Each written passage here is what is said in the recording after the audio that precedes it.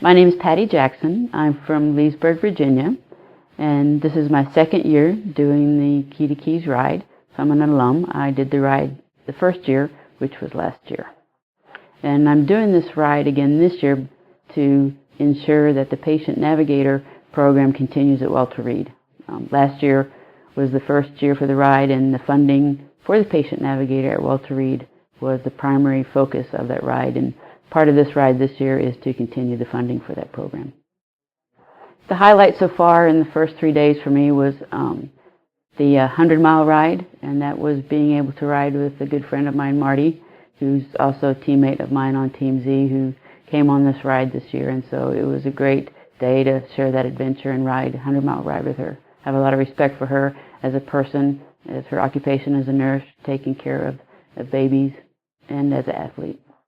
And I guess the most rewarding thing that I've seen so far is a change in people when they first come to the ride. You know, they're thinking about how fast we're going to go, pace lines, and what time we have to be somewhere. So they're still focusing on this as more of a race of getting to someplace in a certain amount of time at a certain speed, instead of about the journey of each day, of sharing stories and everybody's background as to why they're doing the ride. And so to see the changes over the last couple of days in people, that's been very rewarding. What do I hope to get out of this ride?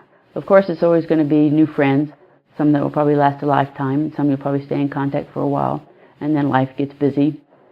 But I think for me on this journey, the second time is for more awakening of inside of some feelings of dealing with the cancer, even though it's been 10 years. I think when you start talking about stories, it always opens up maybe old wounds or old thoughts and processes that you'd went through. So I think it's just more putting some of that in certain categories and dealing with that. Not that I have any too big issues with anything, but you always hear other people's stories, and it helps you put your life in perspective.